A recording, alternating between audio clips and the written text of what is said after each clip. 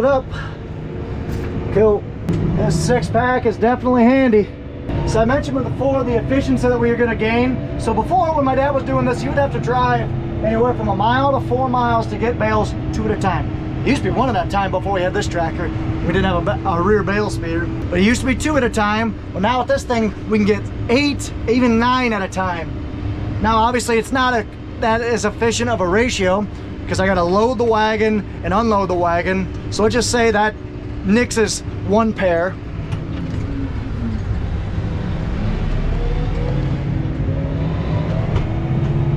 And if I dump any bales, it obviously negates a lot of time. But so let's just say it nixes 1 pair. So in the time that it normally takes me to do 2 round bales, or to say 4, by the time it takes me to load and unload, I can actually do 8. So I'm doubling the amount of time. Well, I'm having the amount of hours that I put on this tractor, having the amount of fuel. So it's just all around a good thing to have this bale mover. This thing was an awesome purchase. Again, bought it last year, I believe. Did some work, did some welding and stuff on it. Didn't cost us more than 30 bucks to get some extra sheet steel. So 2,330 bucks to save us. Hopefully this thing will last us 10 years. Save us a lot of money. Man, this thing is awesome. Makes me smile. So for those of you guys who don't know, I am relatively new to purchasing farm equipment, making decisions, and essentially operating our farm. Granted, we are a very small part of the Hartung Family Farms operation. My dad owns about 300 acres or so, only about 60 acres tillable, and we have this tractor, some other small pieces of equipment. So this I found on Facebook. I recognized this was a need. I knew that we were leaving money on the table. We were wasting too much tractor time, tractor hours, diesel, all that, and then manpower time. So I found this on Facebook, haggled, got a good price on it, did a little bit of work to it and made it work for our operation. So this it gets me really excited. As a young farmer, I'm only 28, starting to make purchasing decisions. This just makes me happy. Woof. Forgot how rough these hills are. You gotta be very careful when you got a load on ya, like a bale in the front, because I just felt a little tippy there. This tractor's definitely enough in the flats, but honestly, I'd rather have a heavier tractor just hauling around 2,000-pound bales. It'd be nice, but I guess what do you do? So when you're on hills, you always want to leave this thing, at least what I do is I always leave it on top of a hill. That way it's much easier to kind of use the 3-point hitch, which I got a 5th wheel ball on the back of there. It's much easier to get on there when it's on a crest. It's just much easier to kind of get the ball underneath there. Because when you put 5 bales, 8 bales on there, it's a lot of weight. These beans are looking pretty good, if I do say so myself. A little bit of grass is in there, teensy bit of water hemp, but overall not bad. So this field's got all the bales off it. There were 9 bales that came off. I got 8 of them off. Sorry, there were 10 bales that came off. I got 9 of them off, and I left 1 of them in the timber. What do you do? So we'll get a chain and drag those out tomorrow or something. So I just got called in to spray. Pat must have something going on tonight. He wants to finish long, so I'm gonna drive down there and finish it up for him. So I'm basically just gonna finish loading this wagon, head over, drop the wagon off so my dad can unload it, and then I'm gonna head down to spray longs. 6:06 right now. I should be down at longs by 7, done by 8, home by 9.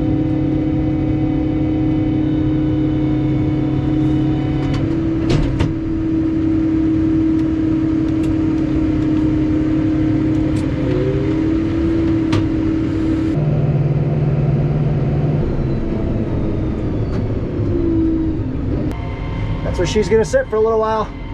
Let my dad unload it tomorrow or whenever, and then he'll be good to go. Because I did my first 2 loads out in the hayfield, and then I realized, I was like, you know what? I can fit in here. The biggest thing, you just gotta raise the tongue up, otherwise you'll bottom out in this dip. That's the only thing. Which I honestly need to get a bucket and grade that out a little bit more, so it's actually more of a grade instead of a 1.5-foot ledge. That's an off-season project. So this video is recorded on June 27th. As as I am actually doing the video right now, it is July 17th. I actually just got back from my trip to Europe. My family took a trip to Europe, and I believe that'll actually be coming out in a video here in a couple, probably in a week or so from now. But so as it is basically well, not quite a month, 3 weeks after recording this, we're actually cutting our second crop hay. This field that I'm in right now is actually getting cut tomorrow, I believe. So it's things are progressing right along. You know, some of our corn is in tassel. I'll just kind of note that me ripping the net wrap on that one. It's kind of the downside of putting those little deflectors to hold the bales in more on the hills. Yeah, you got to be careful when you load this thing, otherwise you'll rip the net wrap.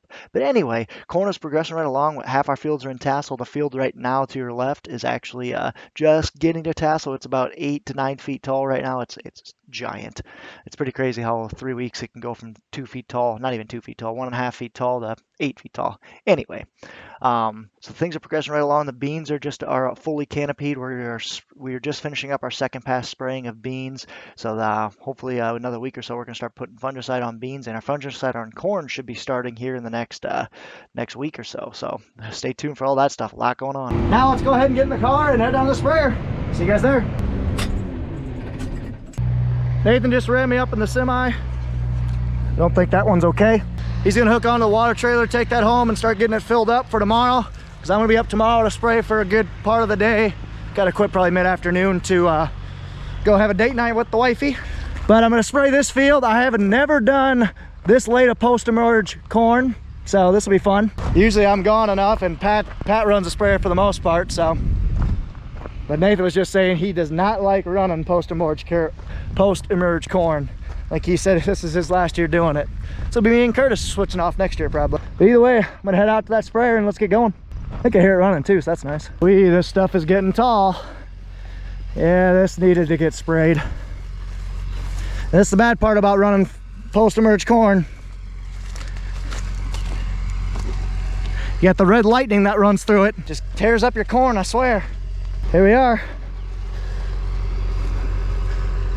Let's get going. Well, we're doing it, Harry. Trying not to run over as little corn as possible. There's a deer. This is fun. A lot more stressful than burn down, that is for sure. Whew, not gonna lie guys, this is pretty stressful. I almost got stuck. Pat almost got stuck. He straight up buried it. It was kind of an end of two evils where he was really wet, so he slid downhill, ran his boom into the fence, so he had to take the fence apart to get at it. Oh man, he had a heck of a time, he said. So luckily I got all the outside and low spots done. So now I just gotta pay attention to not running over corn. Man, this is hard. Whew. Burn down's easy. But there's quite a bit of grasses and stuff in here, so it needed to get sprayed, that's for sure.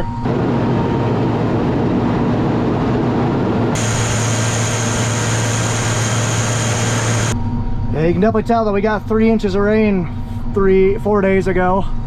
Yeah, she was very moist in spots. So when I'm driving through this corn, got the skinny tires on. So I'm hoping not to run over as few corn as possible. I'm doing right there. I just am not doing a good job right now, so I'm just looking. So right there, you can see I ran over a lot of corn. Not good. Not good at all. I need to do better. I'm at a side hill right now. I'm using the tick in the center of my sprayer right there to basically guide me, but in a side hill it throws you off, so don't like that.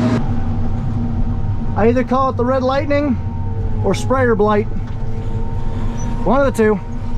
Either one, it's not good to look at, that's for sure.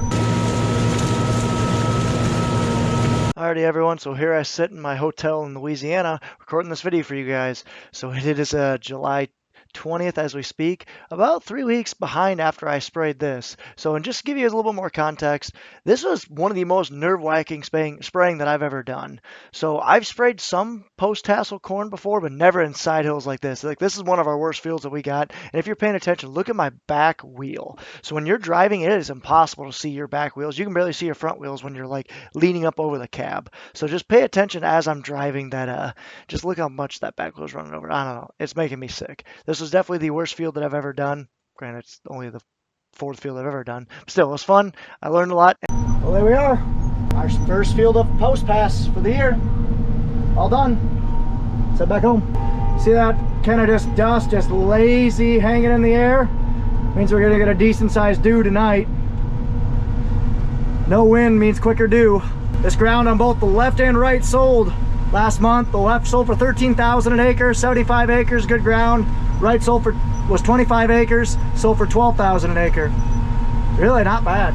I thought the price would be a lot worse than what that ended up being.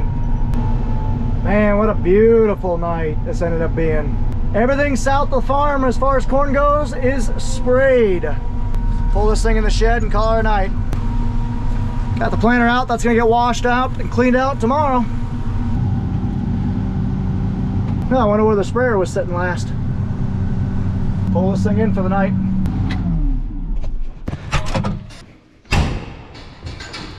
Till tomorrow, sprayer. Be up here to about 7 in the morning. I can spray till about 2 or so. And I gotta head down and have some fun with my wife and the family. So guys, before we end the video, I just thought I'd do an update of where I'm at right at this exact moment. I'll give you guys an update on the farm and, you know, where the heck am I? So the day that I'm recording this, it is July 24th. It's late July. Back home, we just started fungicide today on our corn. So how we apply fungicide is through an airplane or a helicopter. It's an aerial device because we don't have a high clearance sprayer. And what fungicide is it's basically protecting against diseases. Diseases that would hurt our corn, stunt our yield, attack roots, etc. And also we're throwing on a little insecticide on some fields because we got some bugs coming in. So that also typically prolongs the life of the corn, so we get typically more yield. So it's a very common practice. You know, if you've driven anywhere across corn country right now, any place that's tasseling, you're probably seeing 5-6 planes an hour driving around. So we're doing that. We just finished our soybean spraying about, a couple days ago. All of our soybean herbicides are sprayed. We sprayed a little bit of fungicide as well. And we might have a little bit more left to go. Like we have some source that we have to apply on our soybeans as well. So that'll be going on here soon. Second crop hay is just about done. We've baled a lot of hay. We've been very fortunate with some very timely rains. We've seemed like we've gotten an inch of rain like every 5 days. We've been very fortunate and very lucky. My heart goes out to the people that have been in drought-stricken areas. It's been a tough grind. I've seen pictures. It just looks miserable. And we're prepping for harvest. We get the combines down. We're starting to go through them. It won't take long, and harvest will be here. But in the meantime, I am out traveling for work. I am down in Southwest Louisiana, like where I've been the last 3 years. Caden, how you doing? And I'm in sugarcane and rice country. So you can kind of see this is a sugarcane field behind me. This is going to be a future sugarcane field. You can kind of see really close how there's beds, every humps every once in a while. That's actually how the sugarcane is planted. Sugarcane is planted in beds. They're kind of transplanted, and then they grow up to be really, really tall, taller than me. I can't walk out there right now. I'm not going to trespass in somebody's field, so I'm just out in the road. But they grow really tall. They grow taller than me. It's on very flat ground. That's it's not laser level, but it's pretty close. So that way it drains very quickly because, you guys can kind of see, it literally just rained like 2 inches right here. I was golfing about 10 minutes south here. We got mist, but you can kind of see I'm drenched. But sugarcane thrives in this tropical climate. That's really hot, really muggy. It rains every single day. There's the jokes down here. The weatherman puts a 50 to 60% chance every single day because they don't know. It's just pop-up showers. You could get one right here, but a mile down the road could have nothing. That's just the way of life down here. But it's kind of fun. I'm down here working in the rice fields. It's a very interesting area. Rice, especially hybrid rice, is very miserable to work in. In my opinion, it's the worst crop as far as itchiness goes. Just the hairs on the hybrid rice, which also makes it really abrasive, makes it really itchy. I might be allergic. I don't know.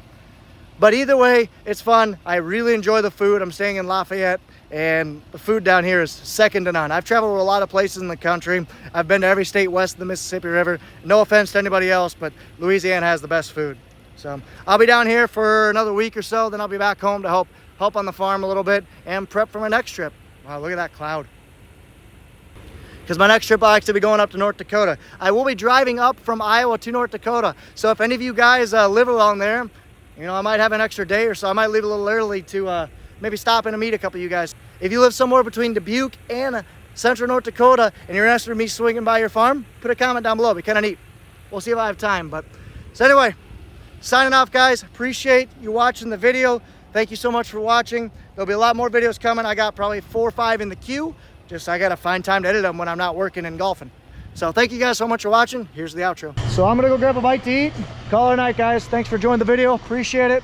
As always, take care, take it easy, and ta-ta for now.